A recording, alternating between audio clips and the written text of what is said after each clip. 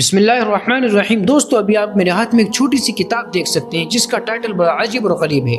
इसका टाइटल है कि इस घर को आग लग गई घर के चिराग से।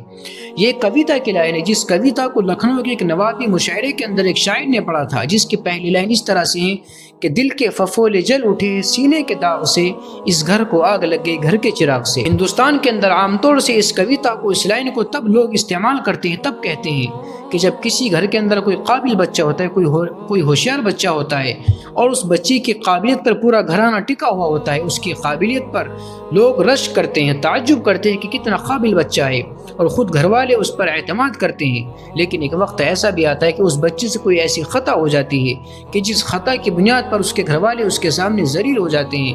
उस वक्त लोग ये ताने के तौर पर ये बात कहते हैं कि इस घर को आग लग गई घर के चिराग से।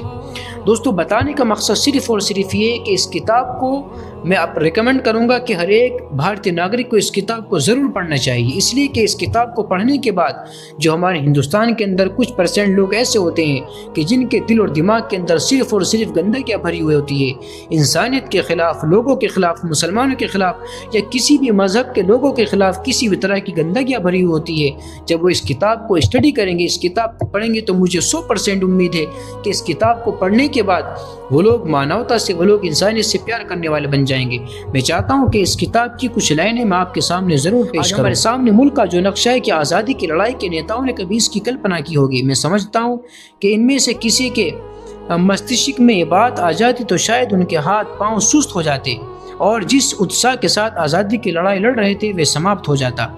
हमने देश की क्या हालत बना रखी है, हम अपने हाथों से किस प्रकार इसका हुलिया बिगाड़ रहे हैं, जैसे मुल्क किसी दुश्मन के हाथ लग गया है और वे अच्छी तरह से इसके बदला चुकाना चाहता है, अपने दिल का बुखार निकाल रहा है। बल्कि ऐसा लगता है कि हम इसको उजाड़ कर रख देना चाहते हैं और इसको किसी काबिल रहना नहीं चाहते। इस देश के साथ हमारा मामला एक दुश्मन का सा मामला है, यानी हम सबका, पूरे देशवासियों का।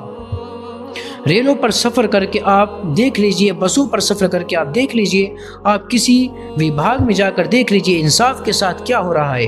हम स्वयं अपने देश को अपने हाथ से तबाह कर रहे हैं। रेल का हाल ये है कि पंखे, नलों की टंकियां, खिड़कियां, सीटों के रैगजीन चुराई जाती हैं, गलियों में मैनहोल के ढक्कन चुराए जाते हैं। इसकी भी परवाह नहीं होती कि इसमें छोटे बच्चे गिर करके उनकी जान भी जा सकती है।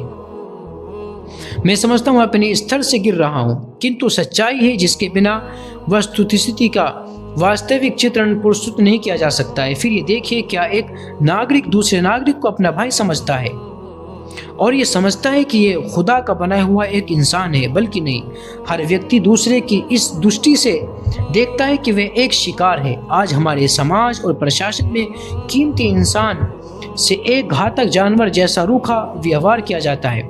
आज ये हाल हो गया है कि हम अपने ही तरह इंसानों को, अपने देशवासियों को, इस देश के नागरिक को अपना भाई नहीं समझते। हमारी रिश्वत खोरी तथा भाई भतीजावाद का प्रवृत्ति व्याप्त हो गई है। वही देश है जो अंग्रेज़ों के ज़माने में था, मगर ना मालूम इसकी क्षमता का क्या हो गया है।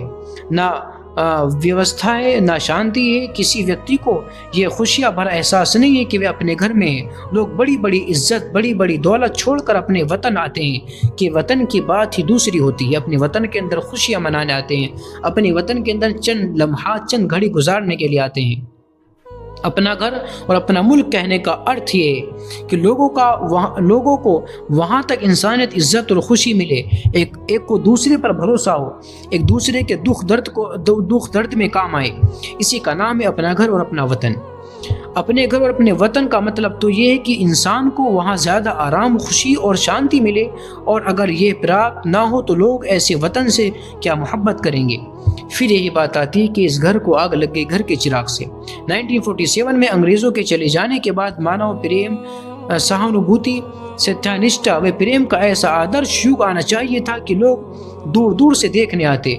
मैं डंके की चोट पर कहूँगा कि हमने अपने को इस देश का व्यवस्था चलाने योग्य सिद्ध नहीं किया। हमारा देश प्रेम, नकारात्मक यानी नेगेटिव तथा पॉजिटिव न थी, अर्थात हमारी वास्तविक रुचि व क्षमता अंग्रेज़ों को निकालने पर केंद्रित थी। देश को बनाने संवारने से हमें ज़्यादा दिलचस्पी न थी और न इस क्षमता का हमने सबूत दिया। बहुत से लोग लड़ाई जीत लेते हैं और सुलह हार जाते हैं।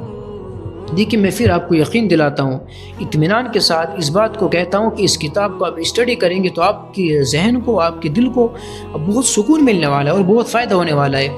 हिस्ट्री का एक बेहतरीन नमूना एक छोटी सी किताब है। इस किताब को आप पढ़ें, इस किताब को आगे तक लोगों को रिकमेंड करें, और इस किताब का मिलने का जो एड्रेस है, इस किताब को जो पब्लिश किया है, इसके जो राइटर है मौलाना सैयद अबुल हसन नदवी रहमत। किताब को आप यहाँ से भी ले सकते हैं। इसका कॉन्टैक्ट नंबर है 0915176832।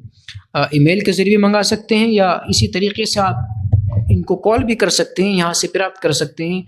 आखिर में यही बात कहूँगा कि ये हम लोगों का जो मकसद है दुनिया में, इस दुनिया में आने का, इस संसार में आने का, वो ये कि एक दूसरे के लिए जिया जाए, एक दूसरे के काम आया जाए। इस मैसेज को आगे फॉरवर्ड ज़रूर करें।